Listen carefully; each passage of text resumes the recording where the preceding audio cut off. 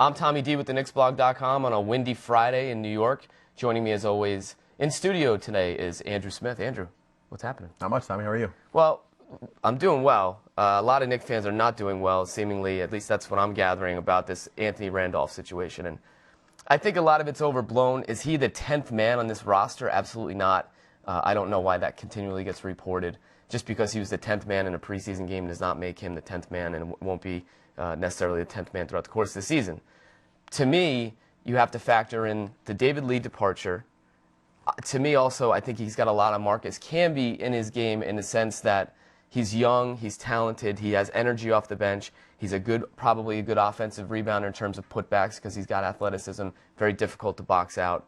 What are your thoughts on Anthony Randolph at this point, and should fans overreact to his quote-unquote lack of production? I don't think they should overreact at all. I think the first thing you do when you look at the trade is you step back and you say, would you rather have Lee and Amari with no cap room, or would you rather have Randolph, Turiaf, Azubuike, Amari, and cap room?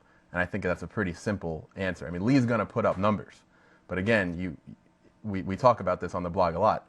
If you play, you will put up numbers and you will produce. And I'm sure Lee will probably put up close to 20 and 10 a game this year in Golden State's system. But again, does that work with Amari on the court at the same time? Only one of them can roll to the basket on a pick and roll. So I think that when it comes to X's and O's, they made the right choice moving forward with Amari.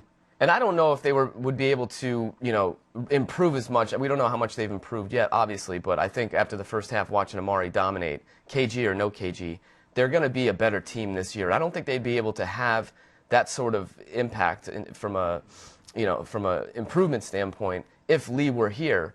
Which is why when I read another paper and they say, oh, fans are really crying about the departure of David Lee, and he's already, he had 15 and 10 last night and this, that, and the other. I mean, do you think the fans would rather have Lee and then whatever else they could do with it versus having Amari and all the pieces they got back for him? I hope not. I mean, I think there are some fans that did have an infatuation with Lee because he put up numbers and he was the best player on a team that wasn't winning.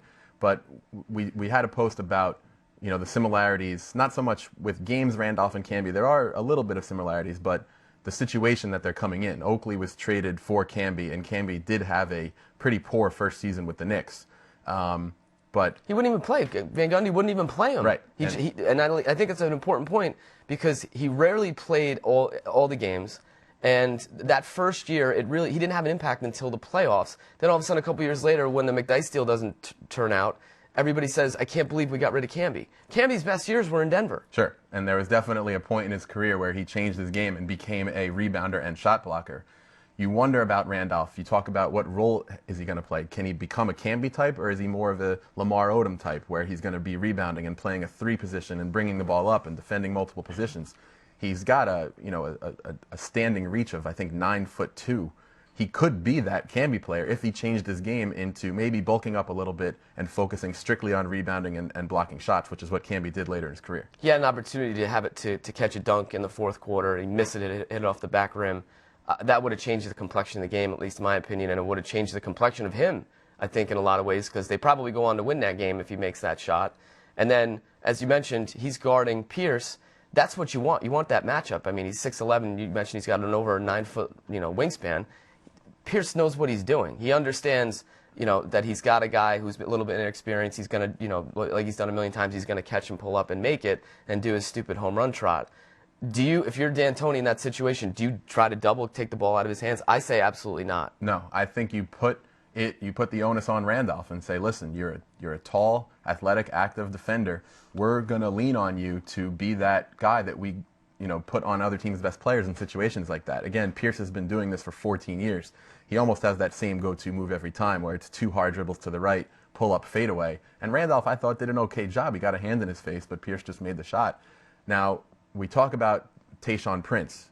Maybe it's natural to compare them to Randolph and Prince because they're lefty. They might even look alike a little bit.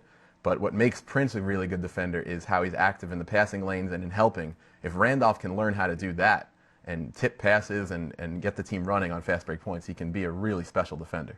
Randolph has shown, at least to me, a little bit that he can stretch out to the perimeter, which Prince obviously does very well, which is kind of why I think more of the athletic transition can-be type player who can kind of be a pest in offensive rebounds and maybe knock down a couple side jumpers, follow-up dunks, versus a guy who's going to necessarily stretch out to the perimeter like a Prince.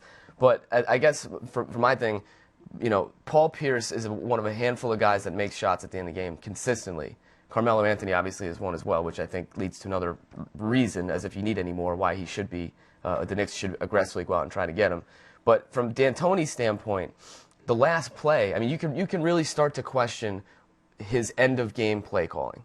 I mean, that's being fair. Whether it's preseason or regular season, we saw a couple of times during the regular season, I'm a little leary about his. For somebody who's an offensive guru, you got to be able to get better looks than they got at the end of the game. It's definitely fair. I mean, obviously the personnel that the Knicks had on Wednesday night was not what they're going to have later in the year. I don't think Andy Routins is going to be the go-to guy, and I don't think Ronnie Turiaf's going to be catching inbounds passes up three when you know they're going to foul. That being said, I look across the court at Doc Rivers, and when you looked at that Celtics-Cavaliers series last year, in the last 2 minutes of the game, Doc Rivers absolutely destroyed Mike Brown. The 100%. Celtics had a different play call out of every timeout, and they always got open looks, whether it was for Allen, Pierce, or Garnett. You do have to question D'Antoni. He relies on the pick and roll a lot. He relies on outside shooting a lot. You don't want to go into the final minutes saying, all right, we need a basket. We're just going to run a pick and roll with Felton and Amari and hope it works out. Because as it's shown the other night, it can be defended if you don't have shooters around the perimeter. And you want D'Antoni to have a little more versatility with his play calls. Maybe run isolations for Felton. Maybe run handoffs for Gallinari. Whatever it might be. But it has to be questioned after what we saw Wednesday night and last year. But as we always say, the coach gets a lot smarter with a guy like Melo or a guy like Pierce or Allen who just bang down shots on plays that really aren't necessarily all that outstanding. Sure. Andrew, speaking of outstanding, as always, great job. Thanks. We'll see you next week. Thanks, Tommy. And remember, to get all your information on the Knicks and a little NBA, check out the KnicksBlog.com, part of the SNY.TV blog network. I'm Tommy D. We'll see you next time.